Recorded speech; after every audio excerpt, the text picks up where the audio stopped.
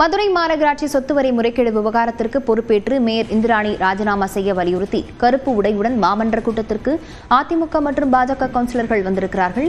இதுகுறித்த விவரங்களுடன் செய்தியாளர் வெற்றி இணைந்திருக்கிறார். வெற்றி, அவர்கள் என்ன கூறி இந்த போராட்டத்தில் ஈடுபட்டிருக்கிறாங்க? மதுரை மாநகராட்சியில் சொத்து வரி நிர்ணயம் செய்வதில் பெரிய அளவுக்கு பல கோடி ரூபாய் முறைகேடு நடைபெற்ற விவகாரத்தில் முதலமைச்சரே நேரடியாக தலையிட்டு மண்டல தலைவர்கள் 5 பேர் மற்றும் 2 குழு தலைவர்களை ராஜினாமா செய்ய சொல்லி உத்தரவிட்டிருந்தார்.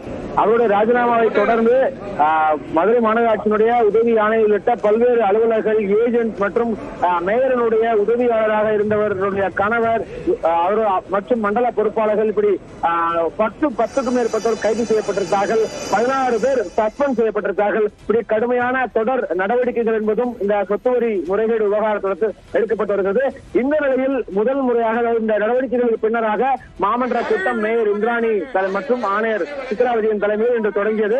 கூட்டத்திற்கு அதிமுக கவுன்சிலர்கள் 15 பேர் மற்றும் பாஜக கவுன்சிலர் ஒருவர் என 16 பேரும் கருப்பு உடை அணிந்து வந்து இந்த முறைகேடுக்கு தார்மீக பொறுப்பேற்று மேயர் இந்திராணி ராஜினாமா செய்ய வேண்டும், ஊழலுக்கு துணை போன மேயரை ராஜினாமா செய் என்ற ஒரு கோஷத்தை மன்ற கூட்டத்துக்குள் முன்வைத்தார்கள். முன்வைத்த உடனேயே மேயர் கோபமடைந்த மேயர், நீங்கள் தானே இந்த விவகாரம் தொடர்பாக வழக்கு போட்டிருந்தீர்கள், இந்த ஊழல் என்பது 2017 அதிமுக ஆட்சி காலத்தில் நடைபெற்ற முறைகேடு, இது இப்போது நடக்கவில்லை என்ற ஒரு தகவலை கூட்டத்தில் மேயர் தெரிவித்தவுடன் மிகப்பெரிய அளவுக்கான அமளி துவங்கியது. அதிமுக கவுன்சிலர்களுடைய கோஷத்துக்கு எதிர்ப்பு தெரிவித்து திமுக கவுன்சிலர்களும் மாறி மாறி கோஷம் எழுப்பினார்கள். கடும் சலசலப்பு ஏற்படும் நிலையில் காவல்துறைக்கு அதிமுக கவுன்சிலர்கள் உடனடியாக வெளியேற்றுமாறு மேயர் உத்தரவிட்டார். அதனைத் தொடர்ந்து மன்றத்தில் இருந்து அதிமுக மற்றும் பாஜக கவுன்சிலர்கள் வெளியே வந்து மறுபடியும் கோஷம் எழுப்பிக் கொண்டிருந்தார்கள்.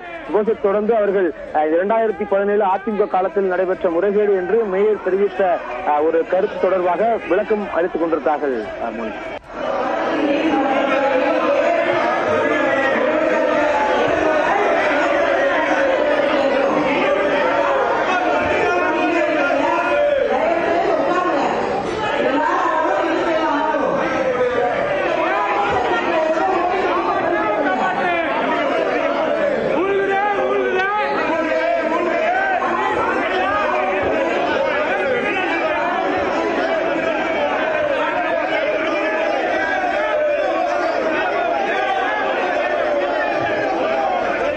விவரங்களுக்கு நன்றி வெற்றி.